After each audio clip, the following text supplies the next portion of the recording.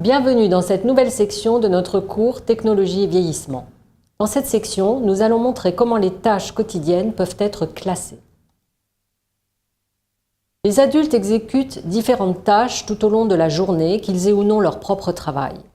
Les changements dans les aspects sensorimoteurs et fonctionnels cognitifs chez les seniors, comme nous l'avons appris dans les leçons précédentes, entraînent des changements dans les domaines comportementaux et psycho-relationnels, ainsi que dans les activités physiques et par conséquent dans les activités de la vie quotidienne.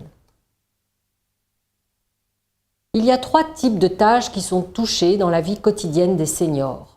Les tâches de la vie quotidienne, les tâches liées à la gestion ou autogestion de la santé et les tâches liées à la prévention en santé.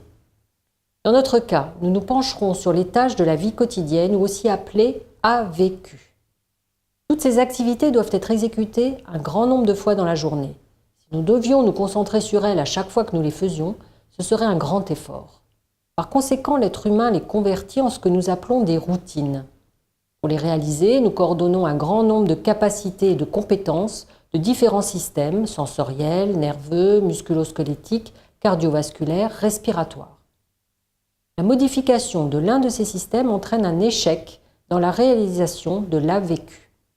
Les activités de la vie quotidienne, ou AVQ, sont un ensemble de tâches ou de comportements qu'une personne accomplit quotidiennement et qui lui permettent de vivre de façon autonome et intégrée dans son environnement et de remplir son ou ses rôles dans la société. De plus, les activités de la vie quotidienne, ou AVQ, sont un terme utilisé dans le domaine des soins de santé pour désigner les activités d'auto-soins quotidiennes des gens. Les professionnels de la santé utilisent souvent la capacité ou l'incapacité d'une personne à effectuer des AVQ pour mesurer son état fonctionnel, en particulier en ce qui concerne les personnes ayant subi des blessures, les personnes handicapées et les personnes âgées. Les tâches de la vie quotidienne sont les suivantes. Activités de base de la vie quotidienne, BAVQ, activités instrumentales de la vie quotidienne, IAVQ, et activités avancées, AAVQ. Les BAVQ consistent en des tâches telles que prendre soin de soi, s'habiller, manger ou se déplacer à l'intérieur et à l'extérieur de la maison. Les IAVQ comprennent des tâches telles que la gestion des finances, les achats, la préparation des repas ou la gestion des médicaments.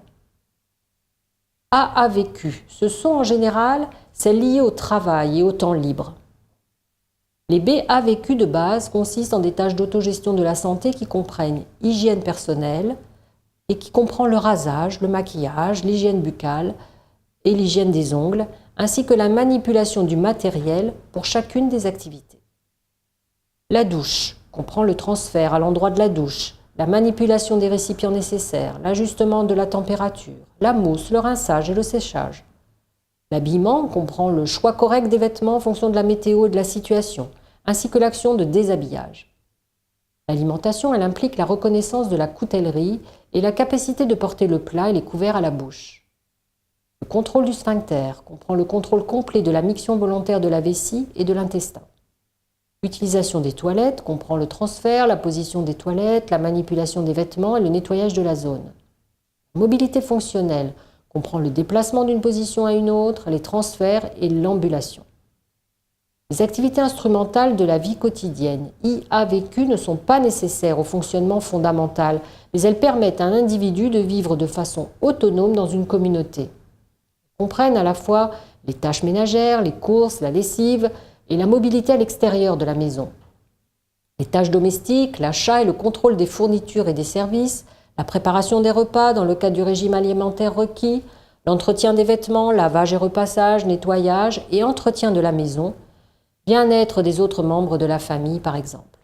Mobilité à l'extérieur du domicile, errance normale sans moyen de transport. Pour les tâches avancées de la vie quotidienne, nous pouvons envisager loisirs et temps libre. Il s'agit d'activités choisies volontairement et réalisées à des moments de la journée où le temps n'est pas consacré à des tâches obligatoires.